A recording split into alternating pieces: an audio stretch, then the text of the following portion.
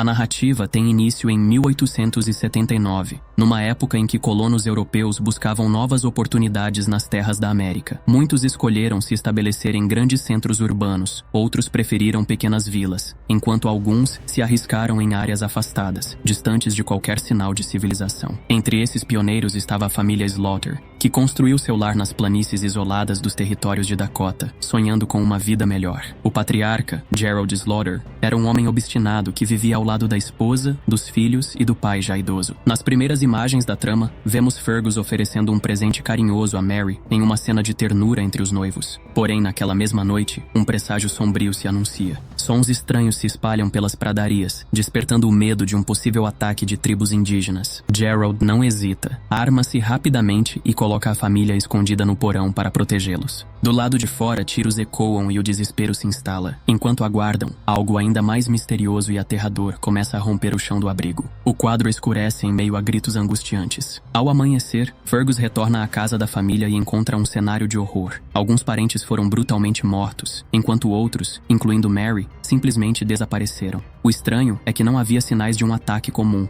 Corpos estavam largados ali, mas vários sumiram sem deixar rastro. Desolado, Fergus procura John Clay, um homem influente da região, e relata o ocorrido. Clay acredita que o ataque pode ter sido obra de nativos e aceita investigar. Fergus, tomado pela determinação de encontrar Mary, se junta à busca. Em paralelo, a história apresenta Will Parter, que aproveitava um piquenique com os seus quando avista um cavaleiro se aproximando. Inicialmente teme perigo, mas logo percebe que se trata de Fergus trazendo uma carta assinada pelo governador, confirmando a tragédia que atingiu a família Slaughter. Experiente em explorações, Will decide oferecer sua ajuda na investigação. Preocupada com a segurança de todos, a esposa de Will sugere que ele leve o filho, Dobby, para que o garoto aprenda desde cedo a lidar com situações difíceis. Pouco depois, Will vai até o local do ataque. Encontra o corpo de uma jovem com estranhas marcas no pescoço, como perfurações recentes que já começavam a se infectar. Perto dali, descobre também uma abertura enigmática no solo, um indício de que a ameaça não vinha de homens, mas de algo muito mais sombrio escondido debaixo da terra. Decididos a resgatar Mary e outros possíveis sobreviventes, Will, Fergus Coffey e John Clay formam um grupo de busca. O governo, ciente do caso, envia o capitão Henry Victor junto de seus soldados para reforçar a expedição.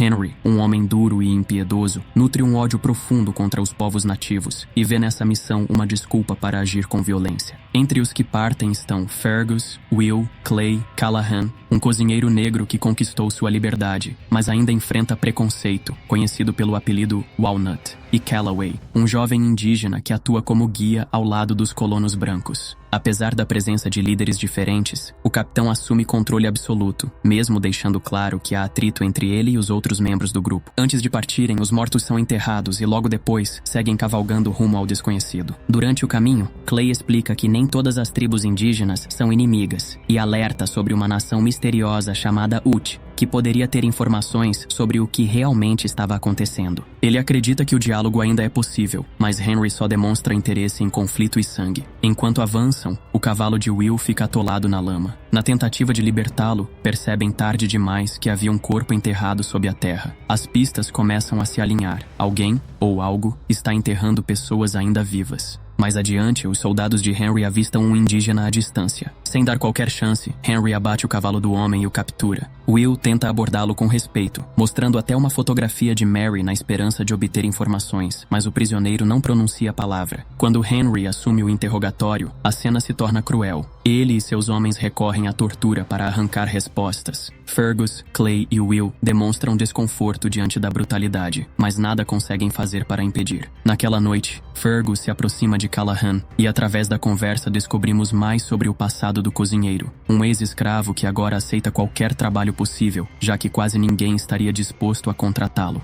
Durante uma conversa à beira da fogueira, Fergus compartilha com Callahan parte de sua história. Conta que deixou Dakota rumo a Nova York em busca de trabalho, mas sem sucesso, acabou retornando para ficar ao lado de Mary. O diálogo, porém, é abruptamente interrompido quando o capitão Henry flagra Callahan oferecendo comida ao prisioneiro indígena e ameaça castigá-lo severamente. Naquela mesma noite, enquanto todos descansam, criaturas estranhas surgem silenciosamente da mata e atacam os guardas de vigia. Ao amanhecer, Fergus desperta com a notícia aterradora. Todos os sentinelas foram mortos, e o que os caçou não tinha nada de humano. O grupo, enfim, percebe que enfrenta algo muito mais letal do que simples hostilidade de tribos locais. Diante disso, o prisioneiro capturado quebra o silêncio. Ele avisa em tom sombrio que eles, a quem chama de devoradores, têm predileção pela carne dos brancos e não irão parar até satisfazer sua fome. O aviso, enigmático, deixa todos inquietos, embora poucos compreendam de fato o significado. Mesmo assim, Henry ignora os alertas e continua a maltratar o prisioneiro, até que John Clay o enfrenta, indignado com tamanha brutalidade. O conflito cria uma rachadura no grupo. De um lado, os soldados fiéis ao capitão. Do outro, Fergus, Will, Clay e Callahan, que decidem seguir por conta própria. Enquanto avançam pelas vastas planícies, o pequeno Dobby nota buracos estranhos espalhados pelo solo, idênticos aos que haviam visto antes. A suspeita de que esses túneis estejam ligados aos desaparecimentos se torna inegável. Na noite seguinte, já acampados sob o céu estrelado, Callahan retorna sozinho. Fergus e os demais, mesmo desconfiados, aceitam-no de volta. Na manhã seguinte, durante a exploração, encontram um carroção abandonado, repleto de objetos pessoais espalhados, mas sem nenhum sinal de vida humana. Enquanto descansam próximos dali, Dobby e Callahan passam o tempo atirando pedras contra uma árvore. Quando acabam as munições improvisadas, o garoto sai em busca de mais e se depara com algo perturbador: fios dourados enterrados no chão. Cavando às pressas, eles revelam uma cena aterradora. Uma jovem ainda respirando, soterrada viva, os olhos reagindo dolorosamente à luz do dia. Ela está consciente, mas completamente paralisada. A jovem soterrada não consegue emitir som algum, mas seus olhos se movem em desespero e os dedos dos pés se contraem, como se implorassem por socorro. A visão é perturbadora. Will percebe que o pescoço dela traz as mesmas marcas estranhas encontradas em outros corpos. É então que a verdade se revela. Os agressores não matam imediatamente suas presas. Eles as envenenam com uma toxina que paralisa o corpo, enterram as vítimas ainda vivas e retornam depois para devorá-las. O horror está no detalhe. A mente permanece consciente, mas o corpo fica totalmente impotente. Uma condenação a uma morte lenta e cruel. Fergus sente o peso dessa revelação. E se o mesmo destino tiver recaído sobre Mary? Angustiado, ele ordena que Dobby leve a jovem paralisada até a cidade mais próxima, na esperança de que ela resista e possa fornecer mais respostas. A colocam em um carroção improvisado e o enviam de volta, enquanto o restante segue em frente com a busca. Decididos a evitar qualquer confronto, atravessam cuidadosamente uma mata pertencente ao território da tribo Uti, mas a tensão explode quando um dos nativos se aproxima de maneira calma e sem armas. Dominado pelo medo, Fergus atira primeiro, acreditando estar prestes a sofrer uma emboscada. A decisão precipitada sela o destino do grupo. John Clay, tomado pela indignação, percebe que sua maior preocupação se concretizou. A violência destruiu qualquer chance de diálogo. Logo, a floresta mergulha no caos.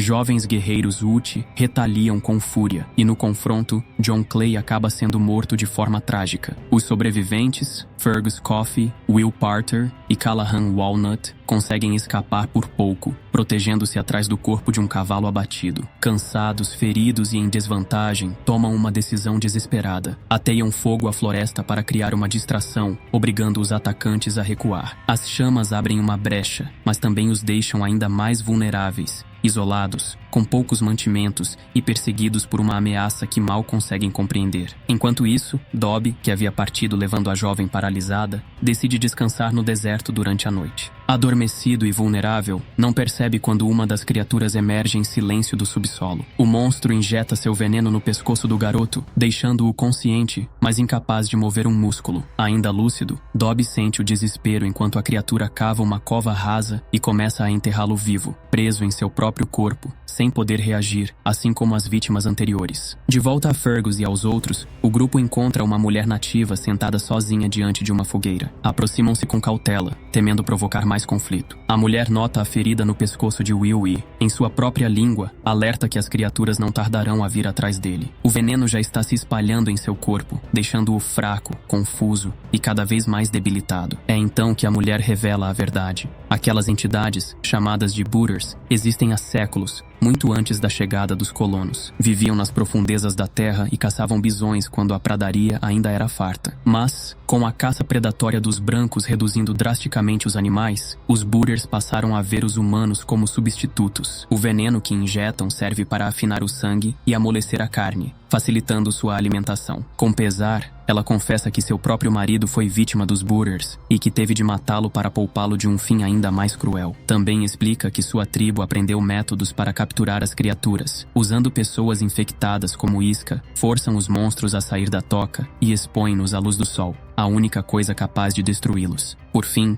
ela alerta sem meias palavras. Will não vai resistir, eles virão buscá-lo. No dia seguinte, Fergus e Callahan decidem levar a mulher como possível moeda de troca, na esperança de conseguir libertar prisioneiros ainda vivos, talvez até Mary. Porém, Will já começa a perder a razão. Entre risadas histéricas e passos vacilantes, sua presença enfraquece e atrasa o grupo. Naquela noite, um dos Booters ataca de surpresa. No caos, Will, fora de si, acaba atirando em Callahan e o acerta na perna. A nativa os pressiona a seguir adiante, afirmando que, se pararem, todos morrerão. Por fim, exaustos, eles alcançam a fronteira do território Uti, onde são surpreendidos por 2 guerreiros da tribo que surgem diante deles. Fergus tenta dialogar com os Uti, mas a barreira do idioma só aumenta a tensão entre eles. Nesse instante, os guerreiros percebem a ferida de Will, já tomada pela infecção. Reconhecendo nele uma oportunidade, decidem usá-lo como armadilha. O sedam e o amarram a uma árvore na mata, deixando-o como isca para os Booters. Fergus observa, apavorado e impotente, enquanto os nativos preparam a emboscada. Entre os pertences espalhados, ele encontra um objeto que pertencia a Mary, a confirmação cruel de que ela não sobreviveu. Mais tarde, Fergus reencontra Will, ainda preso e delirando. Ao tentar libertá-lo, acaba sendo atingido acidentalmente por um disparo que fere sua mão. Logo em seguida, uma armadilha do Uti é acionada, prendendo Fergus. Enquanto ele luta para se soltar, os Booters emergem da escuridão, atraídos pelo cheiro de Will. Mesmo ferido, Fergus não se rende. Com um pedaço de madeira afiado e aproveitando restos do veneno das criaturas, consegue enfrentar os monstros. Ao amanhecer, descobre que a luz do sol os reduz a cinzas, sua verdadeira vulnerabilidade. Exausto, retorna ao assentamento apenas para se deparar com outra tragédia. Henry e seus soldados haviam chegado antes. Ignorando a real ameaça, executaram a mulher Uti prisioneira e também Callahan, perpetuando apenas violência e incompreensão. Devastado, Fergus se afasta do local. Sua mão carrega a marca da batalha, mas o peso em seu coração é muito maior. Enquanto caminha sem rumo, seus passos o levam, sem que perceba, sobre uma cova rasa, o lugar onde Dobby permanece, enterrado vivo, ainda consciente sob a terra fria. O fim ecoa como um aviso sombrio. Nem sempre os verdadeiros monstros são os que vivem debaixo da terra. Muitas vezes, eles caminham entre os homens.